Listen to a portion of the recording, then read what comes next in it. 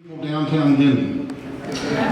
Our year has gone very well. We seem healthy enough as a society, especially today. That's pretty good. It all comes down to the accumulation of your membership, enthusiasm, your donations, and your kindness, and whatever we can do to properly thank you and use those resources to advance our goal. Our goal is an easy one: preserve Warwick County history. That's easy. Every day we think about that. Thanks to everyone who made all of this happen today. Patrick, wow. All the folks who bring all the dishes, all the food that everyone's brought is wonderful. I love having these old-timey things. It reminds me like the old days would be. A special thank you, of course, to our feeding crew. Our friends at Joint Base Langley Eustis, we all know it as Mulberry Island. And I want to thank Patrick Berry, of course, our speaker today, and Courtney is the Cultural Resources Manager at JDLE. Appreciate having her here today. I don't know where else you can go to find all this. It's just us. So as we've mentioned before, we have a long history in our association with Fort Eustis Cultural Resource Management going back to the early days of FEHA. Anybody not know FEHA? Fort Eustis Historical and Archaeological Association. It was a mouthful that we used to go at. We're easy now. So those times have changed. We've managed to hold on to our friends at Mulberry Island. We appreciate that.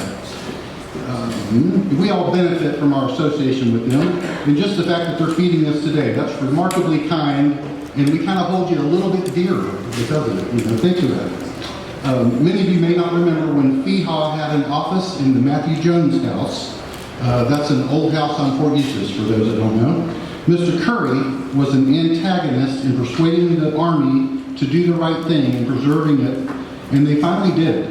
After the Jones house was stabilized, renovated, stabilized, he and others in FEHA would keep the house open for visitors on Fort Eustis and at the Jones house.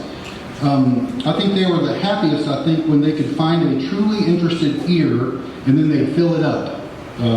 But the numbers of visitors that could make it out to the Jones house was limited. You gotta get on the post, and it's gotten tougher over the years, and damn near impossible at this point. I think you have to have a sponsor to get on and whatever. So we could not have continued there. There were events in the 90s at the Jones house, an Ash family reunion I remember hearing of. The old timers in here, there was a Beauregard reunion there at one point. Yes, okay, I was right about that. Some FEHA members in the past had visitor passes. We'd get on the post, and we had one member in particular that would always push the limits of that. No names. Anyway, when John Curry, who was our past president when it was FEHA, when he passed away in 2007, we were meeting like at the Boxwood Inn or at the Fort Eustis Club there, and we already knew back then that the Jones house wasn't going to work for our future. It was better left for the archaeologists, and it's worked out well that way too, I think. So we grabbed up all the research work that FEHA had compiled since the 60s. That's what we're working on over there. And for a while, we stored it in the First Advantage Credit Union's fireproof safe. My friend John in the back. We kept it safe in there until we could do the longer range plan, which was acquiring the little 1810 courthouse. And once that worked out, we were able to bring everything in one place. That was nice. Despite the Warwick County Historical Society's flight to Denby, Mulberry Island is still a precious part of our old county's history, the vast history of those who came before the English even there. So it's a big part of the history of this group as well. I mean, we were essentially born there. We were born on Mulberry Island. So Mulberry Island lay right in the path of the founding of this nation as well, and the colossal change that would bring to this land. The Richmond Times-Dispatch in July of 1942 described a little bit about it. It said about 6 miles from Denby through Fort Eustis is Mulberry Island, a little peninsula which juts into the James. Thither, on June 8, 1610, came the starving remnants of the Jamestown colonists, and they were defeated by the Indians in the wilderness, bound for England. Overnight, they despairingly camped. In the morning came a messenger with news that Lord Delaware had arrived at Point Comfort with new colonists and supplies. the Jamestown colony and Virginia were saved. So Mulberry Island is important to history in many ways that our friends will tell us about, important to people, and has a very big story to tell. So without going on and on, I'm going to mention that our November luncheon here is on the 19th November. That is the last meeting of this 2025 season. And it's going to be more food. Rebecca Swiredeck with 19th century cooking. It's Virginia Foodways, 200 years of Virginia Foodways. So more food. We've had chickens, cows, pigs, apple cider, tea, and now barbecue. So we're going to have 19th century menus next time. And at that point, announcements. Don has an announcement. There's an event at Lebanon. If you don't know me, I'm Dawn Worsham. I'm the pastor of Lebanon Christian Church in Lebanon. Did I say I was the pastor? Oh, my bad. This is the pastor. I'm his wife. Hopefully she won't hate me. Let's see. Courtney Burkett is a force of her own. Her background in anthropology and archaeology makes her selection as the Joint Base Langley Eustis Cultural Resource Manager a testament to her talent.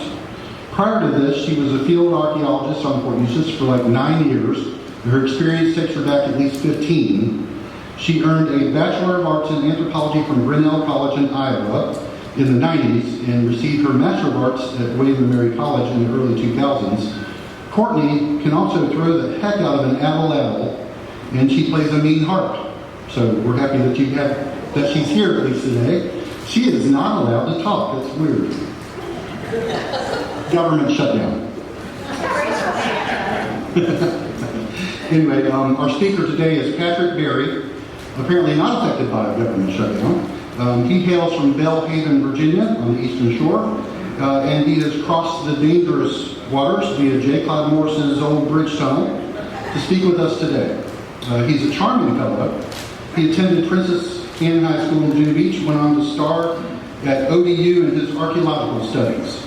He is a field archaeologist on Mulberry Island, but those are not his only talents. He has dabbled as a restaurateur and a barkeep, and he could probably win a barbecue cook-off without trying.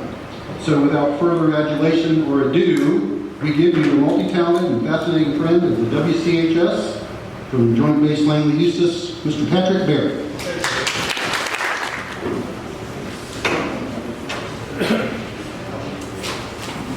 Okay, good afternoon.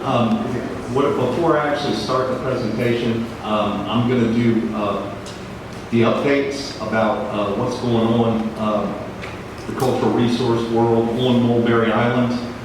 I'm not going to go into much detail about it. I'm just going to kind of mention things because Courtney will give a detailed update at the next meetings, assuming the government does not remain shut down.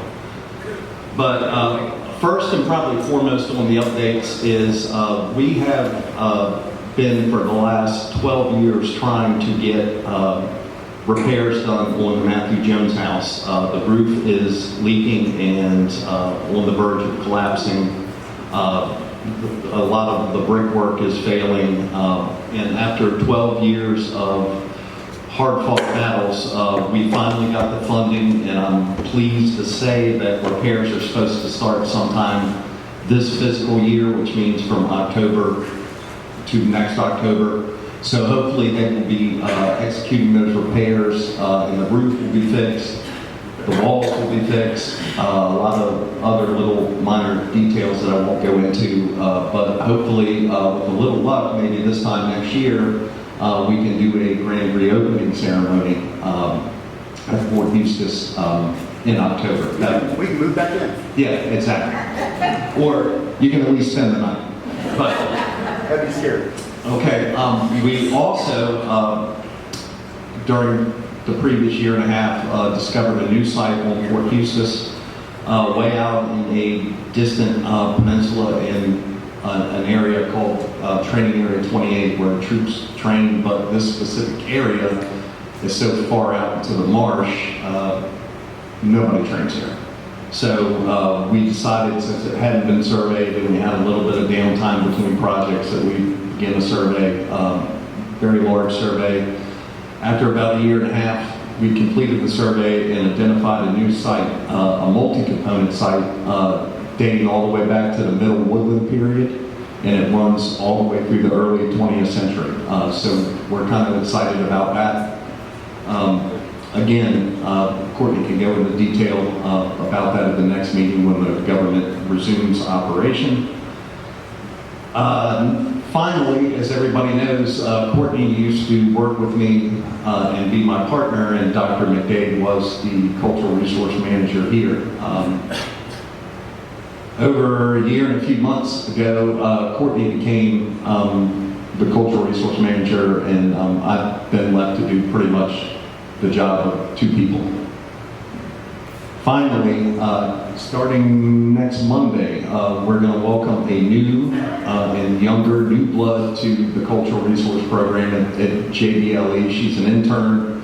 I don't know if anybody remembers her, but she's been to a couple of meetings back when Dr. McDade was here. Her name is Sophie Thwacker-Waltney. Very nice young lady, very talented, much more technologically savvy than Courtney and I and probably everybody else in this room. So we all are getting an upgrade. So that's exciting for me and all of us as we kind of transition into the newer generation. We're going to somebody can initiate her. Yes, we definitely will. And just to mention this, I don't know if anybody heard this, the Army Transportation Museum at Fort Eustis is closing.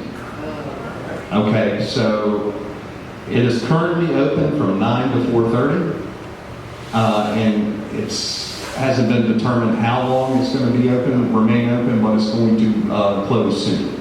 So if you kids want to see some really cool stuff, if you haven't had a chance to get there, I would go ahead and take that chance and go ahead and go.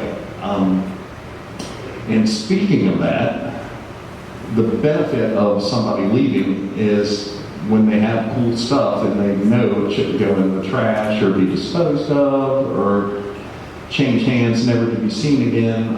We were given something that honors our long-standing friendship with you all and what your organization has turned into. So if Mary and Darcy would like to come up here, Courtney and I would just like to give this to you. No, snake.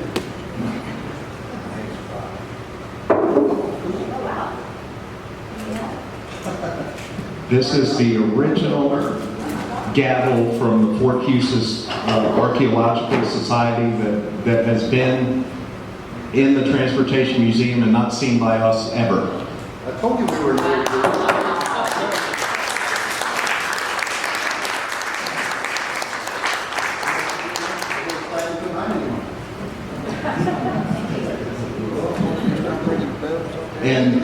And so you guys know, I hope one day to see a matching Warwick County Historical Society with some names on it and some plaques. But I figured that what better way to honor you than return this to the organization that actually helped set the roots.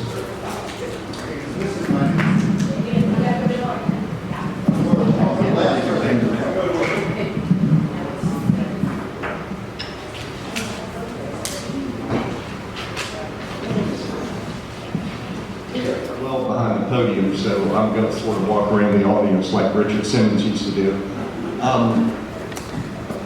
This time period I'm talking about here, from about 1890 to 1918, I struggled with. I had a hard time figuring this out.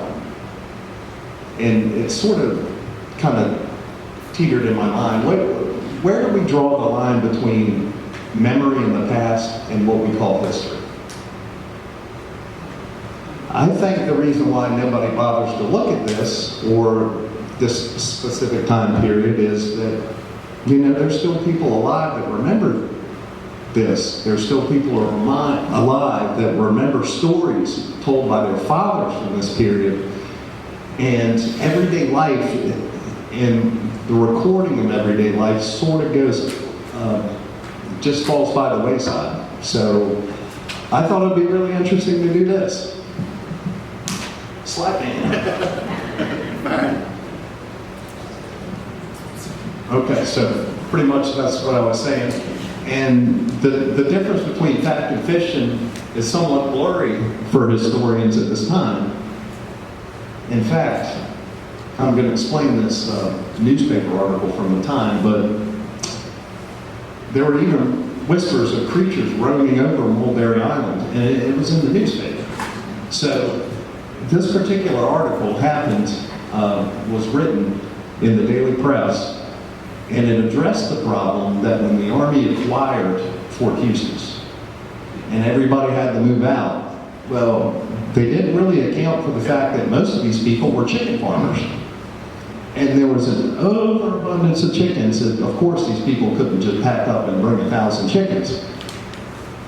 And they weren't allowed to sell them at the market because it was the wrong time of year. The USDA only allowed you to kill chickens for harvest to be sold at the market at a certain time of year. So people were in an uproar. Nobody knew what to do. They wrote the generals, the White House. Nobody knew what to do with these chickens.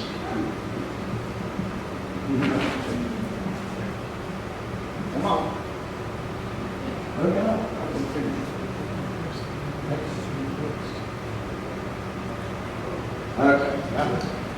So what I attempted to do is use information that we've gained through archaeology, which includes our monitoring program, combine that with articles from the time period from local newspapers. We've used the 1900-1910 census, and we've actually used some quotes from people here that I've had conversations with about to actually fill in some blanks with some oral history. So I think it's a pretty unique perspective. We wanted to address questions that normally aren't addressed, like how are people making their living? Were there big differences between social classes, racial classes? What kind of things were going on at Mulberry Island, say in 1895, 1898?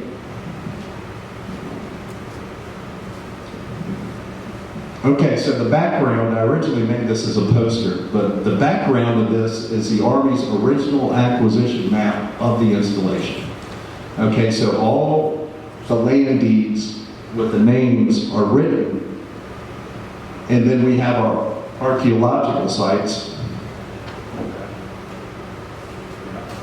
geo-rectified over that map. This particular track was called the Old Farley Farm Track. And the site, circled here in the blue, is 44N29, and it belonged to a man called James Riddick. The entire Farley Farm Track was a predominantly black-owned track, and they didn't want to leave their land. And they are the only people on Mulberry Island that actually filed and sued the government to keep their land. Well, of course, we know how trying to sue the government goes. It doesn't work very well. So they were eventually shown the door like everybody else. Next slide.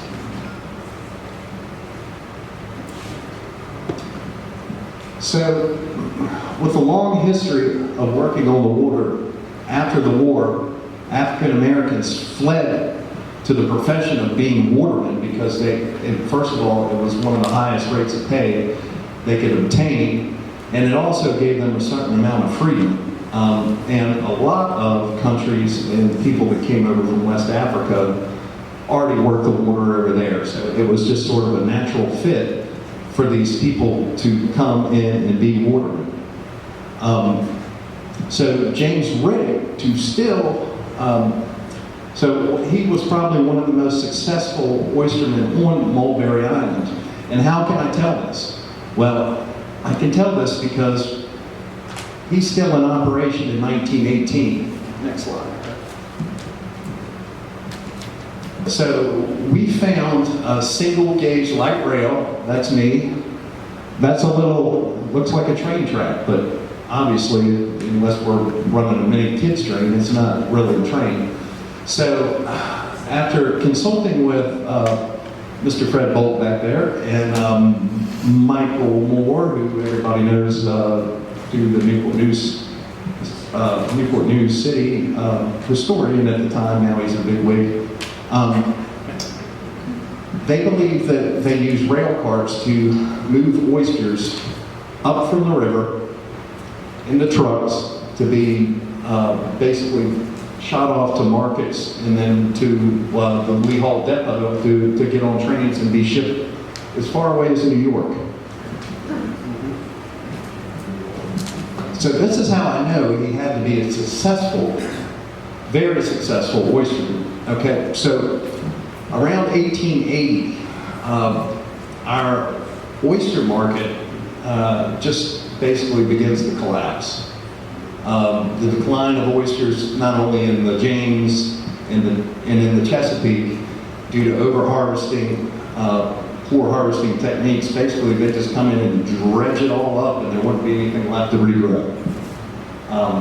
So, in the first census in 1910, Warwick County had 57 people listed as watermen. In the 1910 census, only 11. So what we had is a shift from all these people making their living on public grounds, public oyster grounds.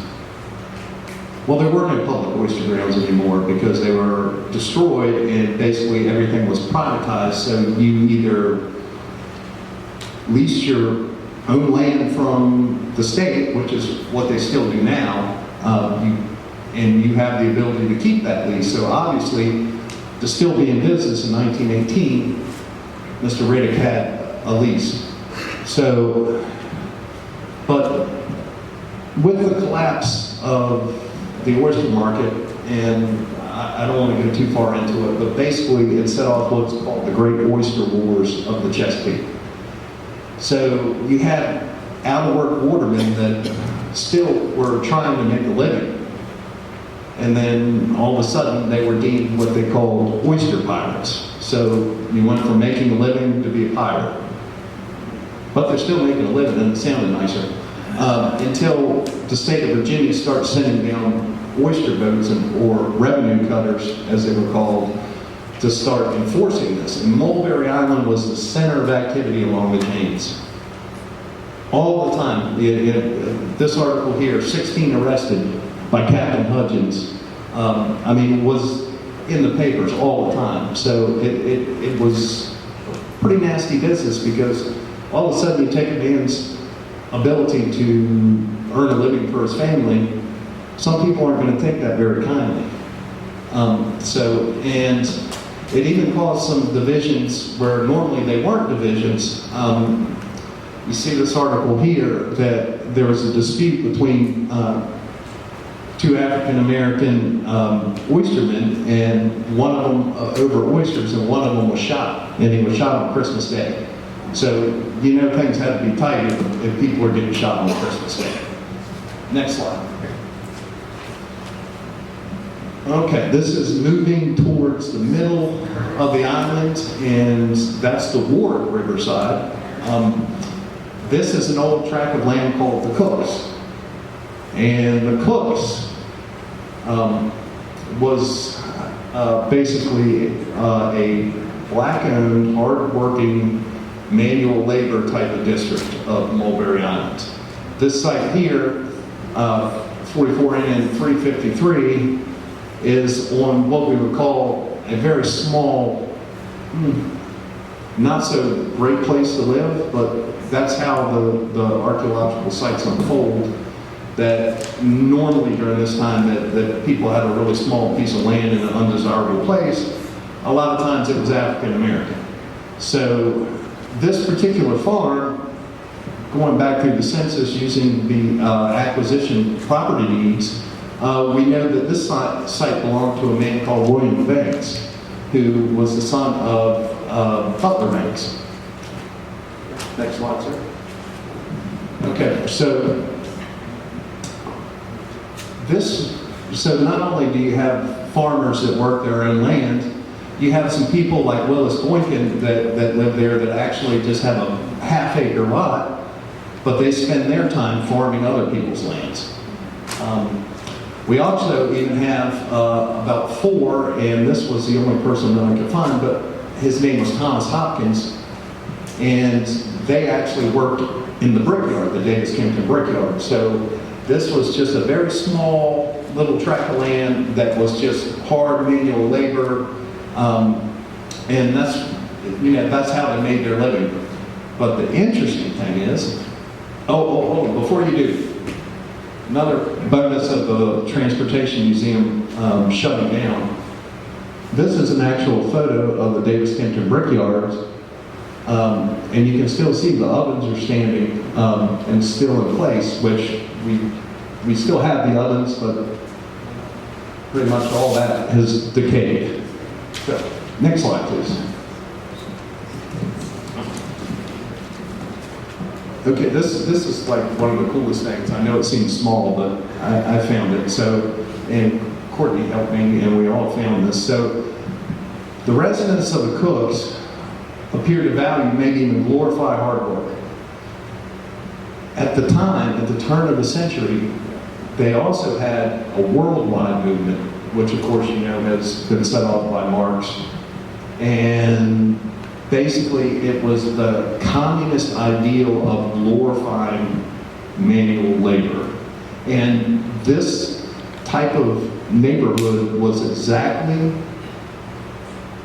that type of representation.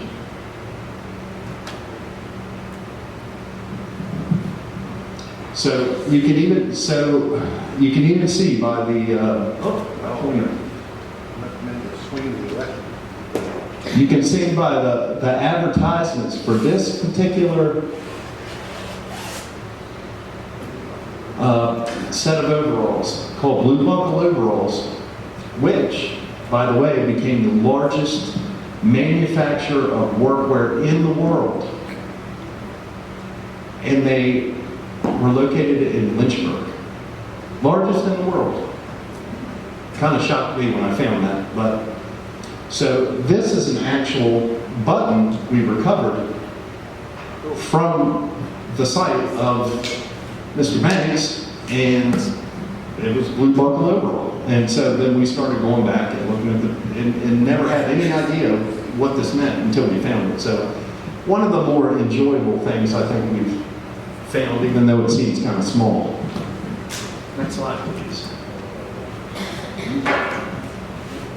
This is, if everybody's familiar with Port Eustis, this is right near the airport, the current airfield. So everything on the right of that road is gone. It's basically when they make the airfield, they just scrape it all and see you later. But this was known as the Middle House Tract. And basically it's smack dab in the middle of the island. And what this is basically, it was the center of town for African American life. Okay? Next slide.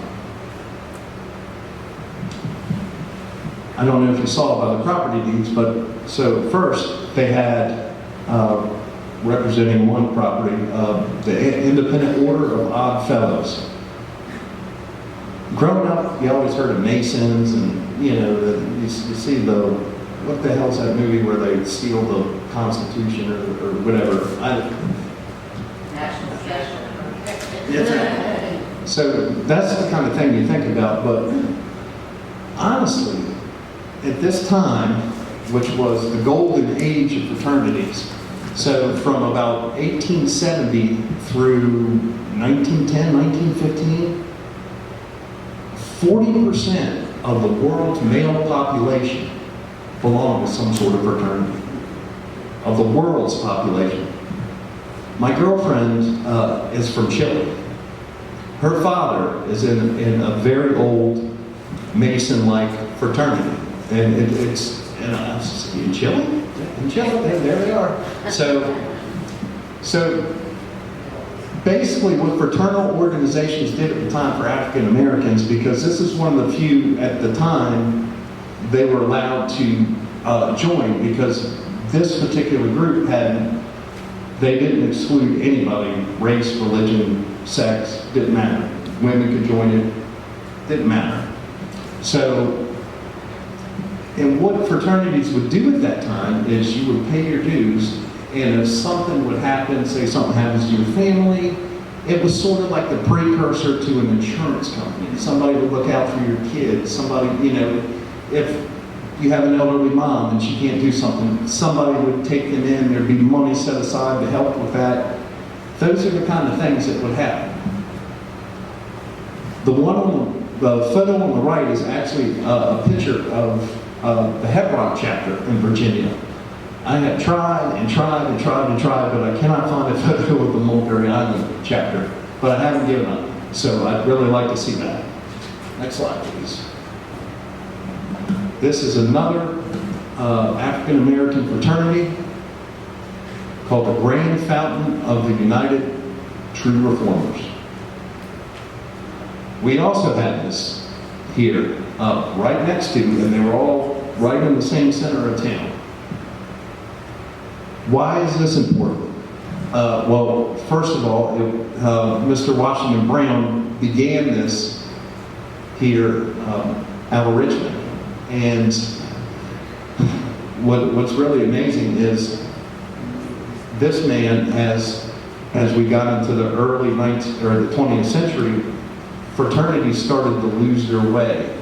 So he, being the smart man that he was, started to transform the fraternity more into like the insurance side, but more than that, he wanted to be able to help the growing middle class get adjusted. So they also provided real estate services. They provided insurance. They provided, they had their own newspaper.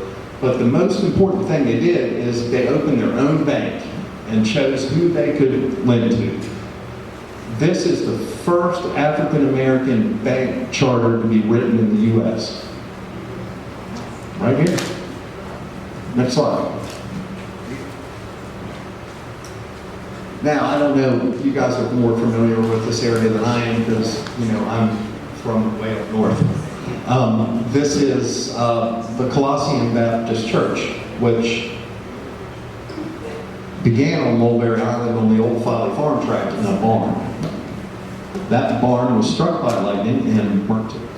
So then they decided to rebuild the barn, and they did. And they moved it into the Middle House tract. And they were all right together with the fraternities, and that's where people came to, to socialize, to do whatever. If they had business, they did this. If they needed to socialize, they needed spiritual advice. Everybody came to this section, the middle tract. Right. Next slide. Okay. So in 1914, they had another church that was destroyed by a windstorm, which is basically a hurricane, I guess, or a tornado. They weren't really specific. So they rebuilt it, and then in 1917, they rebuilt it in 1915, and then 1917, the government says, hey, I want to buy all this, and you need to get out. So, they sort of floated around a while, but never reopened, and in 1967, they went ahead and built the new Colossian Baptist Church, which is still right down here. I think it's Old Fort Eustis Boulevard. Yes, and we've done some work with them in the past. We actually brought them out. They had a ceremony on their original first church site. Pretty cool stuff, but okay. All right, now we're going to move on. Okay, this is called the Island Home Stock Farm. This site used to be known, you guys may know it as Liberty Hall. This was owned by a fellow named P.H. Wright, and he had his little fingers in everything. Next slide. First and foremost, he was a prominent racehorse breeder. He had a mare named Etta Moore that when it came time to, do the horse thing, he began to go out to stud, and people would line up statewide to obtain his services. Next slide. Well, there's a young Courtney over there on the left. So just by walking around and doing some site monitoring on Site 190, which is, pretty much right on the road in P.H. Wright's land, there's a bunch of horseshoes. Yeah, it kind of sounds like a horse breeder to me. Next slide. Okay. During the time, you could not pick up a paper, whether it was in Norfolk, Richmond, or the Daily Press, and not see one of his horses listed in the newspaper in some sort of race. Now, I never realized how big horse racing was at this time, but apparently it kind of puts us to shame now, because that's pretty much what everybody did. Next slide. Okay. So obviously, Virginia itself has had a long history of horse racing, but another use of the horses besides racing, and I had no idea until I talked to Fred about this one day, is they used to have something called jousting. And when he told me they used to joust, I'm thinking medieval, and here comes a guy, and we're going to lance him, and head's going to go off, and it's going to be great. No, they kind of just would have these contests where they had rings and you'd have to go ride and put them through the rings. Well, I had no idea that this even existed. So after talking to Fred about it, and it's like, yeah, no, it kind of makes sense. So I dug a little bit more into jousting, and come to find out this is really only big in the South. And it was big in the South because this is what they say anyway, it gave Southern men a chance to regain their honor after losing the war. And it was deemed the national sport of the South for many years. Jousting right here. Yeah, Darcy says we had jousting right here. Next slide.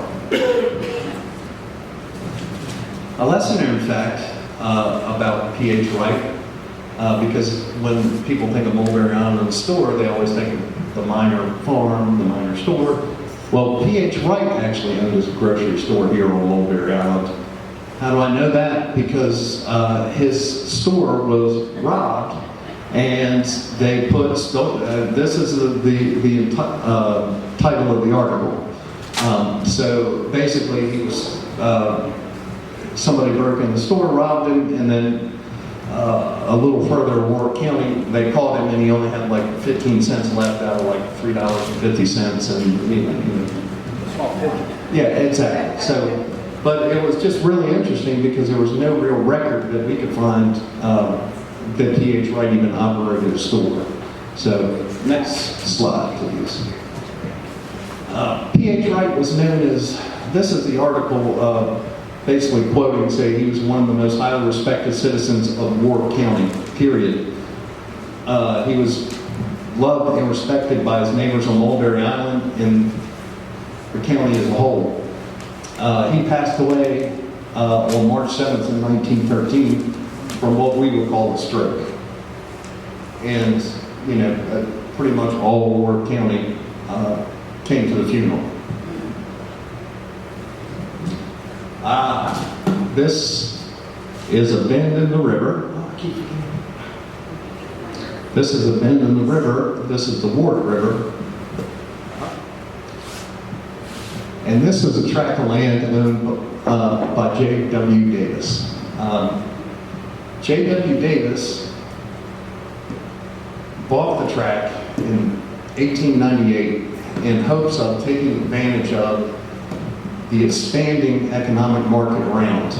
So you had the Ohio and the Chesapeake Railroads coming in, you had Newport News Shipyard, everything coming around the port.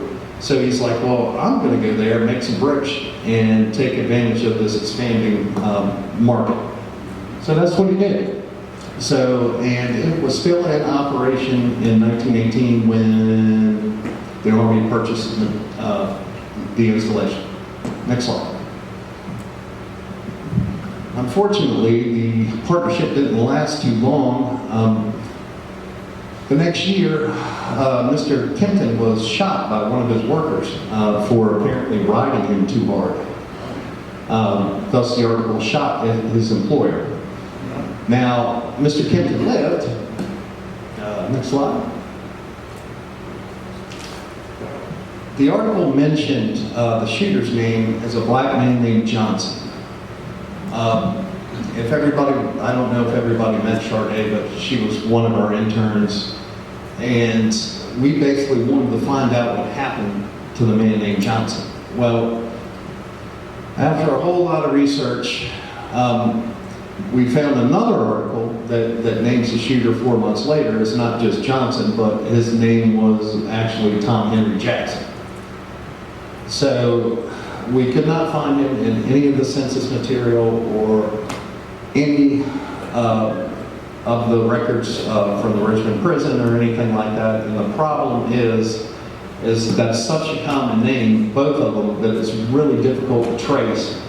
But Sharday was able to trace a specific name, Thomas Jackson, who was born in 1878 in Warwick County on Mulberry Island.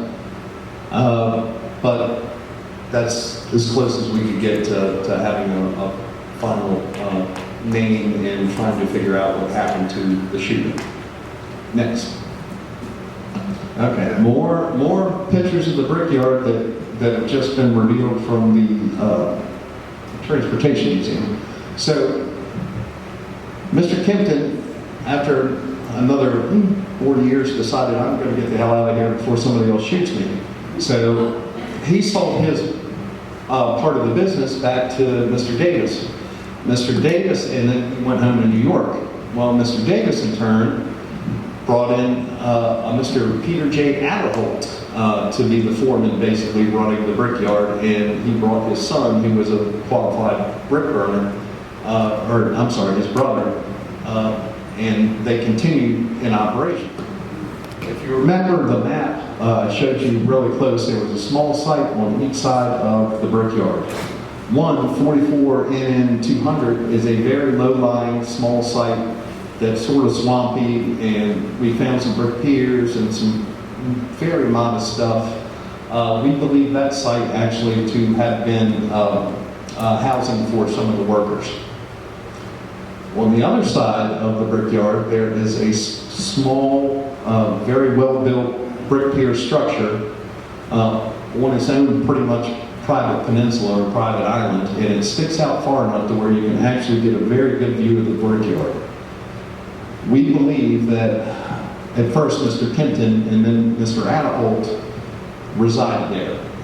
First, because there was no real record of J.W. Davis living on Mulberry Island, and second of all, what a great place to keep an eye on everything that was happening in the brickyard at the time. Next slide, please. All right, so now we're getting to the meat of the matter. This is the end of the island, which is currently behind all the active firing ranges, but that's a tract of land called Land's End, basically, and it was owned by a man named Simon Curtis, who was also known as the big boss man of Warwick County. He was probably the most prominent businessman and landowner on Mulberry Island, perhaps Warwick County itself. Next slide. The photo, that's an actual photo of him on the left. On the right is a portrait done by him sometime after 1920. This man held the office of treasurer of Warwick County for over 45 years. And back then, the treasurer basically had a little more power than he does now, other than to collect taxes. So he pretty much ran this county economically. And he was operating right out of Mulberry Island, even though we all know his house was at the Boxwood Inn, which we now call the Boxwood Inn. Next slide. Okay, so here it is. So basically, he was running a gigantic truck farm. And by truck farming, I mean, I know it sounds like you're growing trucks out of the soil, but basically truck farming basically allows people to sell quick regional perishable crops, put them on trucks, get them out to other markets. So it allowed them to take all the things that Mulberry Island could produce and ship them out, make money, ship them out. So even went all the way over to Lehigh Depot. Okay, so I'm just going to stand back. I'm not going to walk in front of it this time. This is the site that we believe that Mr. Curtis ran everything out of. This site has the most brick structures on it by far out of any other on Mulberry Island. We believe that's a row of housing, and then over here were the warehouses, and the road actually runs right through there. Next slide. Archaeological evidence supports this fact because nowhere else on the island do we have brick piers that are actually encased in concrete, or brick piers that are so sturdy and well built, indicating commercial properties. Next slide, sir. Also, at the other end of the land tract, this is another thing that was really interesting about the property records. Even though Mr. Curtis owned the tract of land, if he was actually leasing it out to somebody, it showed that too. So there were two leases on Mr. Curtis's property. One was a small 15 acres known as what they call Nell's Island, which is basically sits almost in the mouth where the end of the island comes from. Is just sort of protected by a peninsula. And we have reason to believe there was a shucking house there. So this man was most likely, almost certainly, an oysterman. He was getting oysters, going right up the road, and Mr. Curtis was shipping them out. Same thing with Mr. William G. Cox. He leased 100 acres of land for Mr. Curtis, and he was growing produce and shipping them out. Everything was going out through 137 from the entire island. Sadly, we will all eventually fade into memory like Simon Reed Curtis, no matter how powerful we are. And we spin yarns and listen to tales about the past. We must choose what memories to remember and to keep alive by recounting to others. We must decide what is truth, what is fiction, and we all have our say in that. Next slide. Now the stories of, thousands of chickens roaming around Mulberry Island after the military took over must be fiction, right? Next slide. I mean, it's got to be fiction, right? Next slide. I mean, Let's hang on that one for just a second. now why would the Army or the military want to experiment with chickens? What possible use could it have? I see one guy who can take advantage of it. Now, Courtney and I have walked the four corners of Mulberry Island for almost 20 years. That includes the marshes, the forests, the hills, and the swamps. And we can tell you without a shadow of a doubt, there has never been any evidence contrary to the fact about the chickens.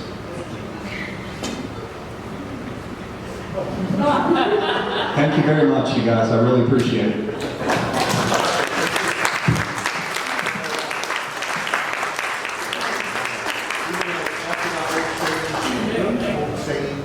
Oh, yeah. So, I'm really supposed to do that at the beginning. But so, one of my theories is, Take the mic again.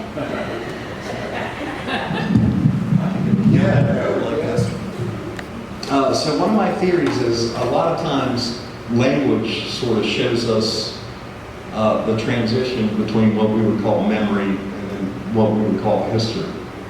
So, I mean, if you guys think about it, if you think about some stories that your father used to tell, or your father used to tell about his brother or his father, that would absolutely make no sense today if you put it in our context right now. So I remember, and excuse my, it's not French, but whatever. I remember my grandfather, every time my grandmother would ask him for money, he would turn to her and say, "Damn it, Mary, I don't have a pot to piss in or a window to throw it out." So I look around and people have no idea that, you know, people actually used to pee in chamber pots and, you know, things like that. I had a young kid, you know, well, I say that, in his 30s. And he turned around and told a younger kid that was in college that he was slower than dial-up. Slower than dial-up? Slower than dial-up. The kid had never known about dial-up internet or anything, so it just doesn't make sense. I mean, can anybody here think of something, an old saying? I remember my grandfather also used to tell me that my grandmother was harder to handle than a mule on ice. And, you know, it would make me laugh, and then I'd have to think about it, and I'm like, what does that mean? But at the time, it would make perfect sense to people at the time. Can anybody think of something? Yes, sir. My grandmother, do something bad, and she goes, "Y'all's heads are harder than brick bats." That's awesome. And if anybody knows what a brick bat is, it's broken pieces of brick. Exactly. You know? People, they were still valuable. Yes, sir. Yeah. Oh, yeah. Anybody else? Yeah. The fire tower, You don't have to speak the fire tower was, I climbed it when I was a boy. It was rotten, and I was scared to death doing it, but and I knew the chicken farmer moved to Young Plantation, and then the Shaper. And one of the reasons the pollution of the Warwick River is not talked much about. The Fort Eustis polluted the Warwick River. It just, there's a sewer down the river. So anyhow, the fire tower was something I was scared to death of climbing it. When I was a youngest kid, and my older brother and a couple other guys climbed it there. But I had to do it because I just had to. Yes, sir. You were the youngest. They sent you in first. I'll share one. I'll share one that was spoken directly to my mother by my Aunt Opal. When she was in trouble or something, she said, Darn it. I'll snatch a knot in your tail, you long-headed thing. Snatch a knot in your tail. I'm coming, Gloria. I'm not real sure what this meant because it was never said to me. But my grandma, when she'd get upset with us, she said she was going to knock the essence of bug juice out of us. That's a good one. Me too, but I know it hurts. It sounds like it hurts. This isn't really anything old, but when we did something, my father would tell us, try that again and see what happens. It's an older version of FAFO. Anybody else?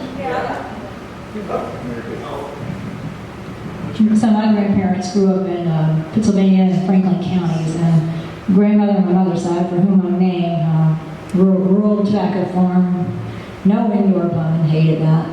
Outhouse, hated that. Fireplaces in the winter, cold in all the rooms, hated that. City girl. But anyway, when I get a lot of love in that family, when I go to see them as a small child, and I might be dressed up to go to the country church, and I'd come downstairs, and my grandmother would look at me, and she'd go, and that's not, no words, but I knew exactly what she meant. You're really cute, right? So you just add that to your vocabulary. Let's all practice that. Good. And also, Patrick and I were discussing this earlier, and I said just this past week I was walking in the mall, and I went to the Spirit of Halloween store. We know where that is, where we get all our Halloween stuff. And I was in there to try to find one of these white puffy shirts that you would wear if you had a kilt, like if you were Jamie in Outlander. And some kid came over to me, he wasn't even 20 years old, to ask if he could help me. And I explained what I wanted, and he didn't even know what a kilt was. And that was several other kids in the store as well. Don't know what a kilt is, but anyhow. So, for your pleasure, I'm wearing my original kilt today. Very good. One last one, because I want to keep everybody late, but My mother was from Surrey County, and I had two brothers, and whenever we got into trouble, she would say, "What in the Sam Hill or you two boys do?" I hadn't heard that one in a while either. Well, I would just like to thank everybody personally from the bottom of my heart for coming out and supporting us and just taking the time. Oh, do you have one? I have a couple questions. Okay. Oh, yeah, hold on. Okay, go ahead. No, go ahead. So, from the end of your presentation back a couple of slides, Uh-huh. you were talking about oystering. It was like a 2 or 3 level story building on the water. Was that a picture of something at Mulberry Island? No. Or just a depiction? That's an actual picture from my neck of the woods. It's an oyster shucking house in a town called Belhaven. Wow. So, It was raw. no, and this is another one of the reasons why I'm grateful. Since 2013, I moved, and it takes me 2.5 hours to get here each way, every day. And as much as I enjoy this work, and it's great, I'm going to be honest with you, losing that much time is invaluable. And I've done different things in trying to make use of that time, but it's losing a lot of time. But the only thing that I found that makes it worth it are the people. Not only the people that I work with, but people like you that we have the pleasure to interact with and to have an exchange of free ideas.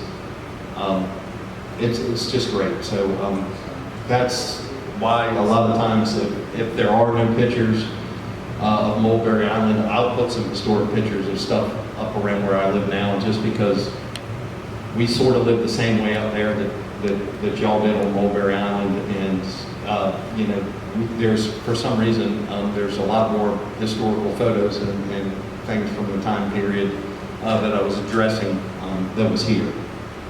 Okay, what's your other? My other question is, if we wanted to go see the transportation center now, Yes, ma'am. does it take an act of Congress to get it from gate?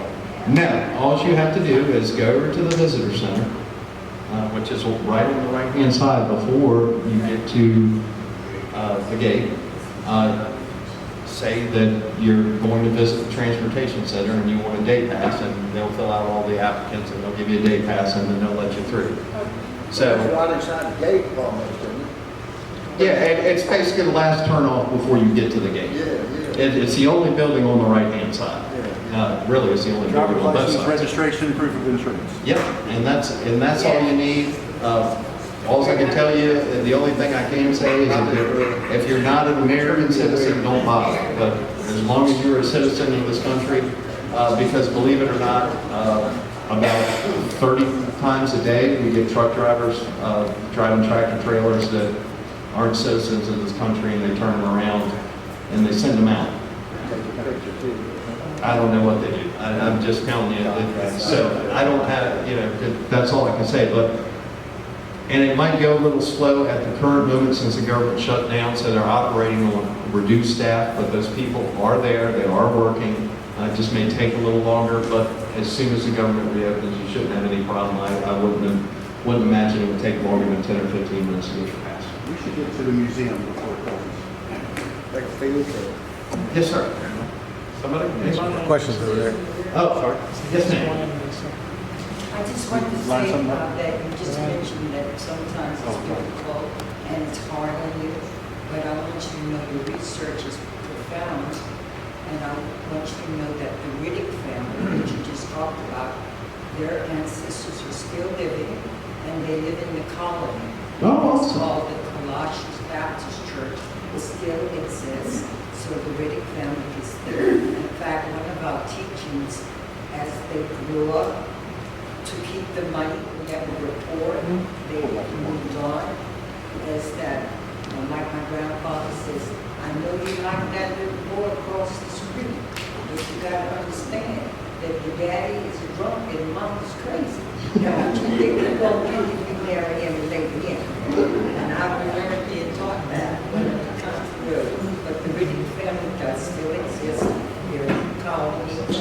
So they're members of the Colossian Baptist Church still? Yes, they still, and also they have the records of the death certificates from the 18th. So when I saw the gentleman, I said, he's on the list, the grave site. They moved from Alvaro, we moved from Alvaro there. Blackie, Rising Sun Baptist Church, who still exists, only because of the work. Be careful what you labor, or you got kids. That's awesome. Like I said, we will definitely, we work with the Colossian Church. I have not worked with their new minister or pastor. But yeah, I did not know Name that. is Rick, is my cousin. Oh, that's so awesome. Well, I hope that means we're going to see you more often. Yeah, all this. Okay, I'm going to get out of the way because I told everybody, or one more, that's it? Do we have a date for the closure of the museum? No, unfortunately not. There is no date. I don't even know when the hell the government's going to open back up. So, yeah, exactly. So I don't know. I don't know why We can still go in now, somebody's probably operating. none of it makes sense. Courtney's not allowed to talk, but she can come and bake cookies as a private citizen. I mean, but anyway, they're about to do a raffle. I'm gonna hand this off. All right, if anybody has any questions for Patrick, he'll stick around for a little while. He's got some cleanup to do. There you go. All right, everybody.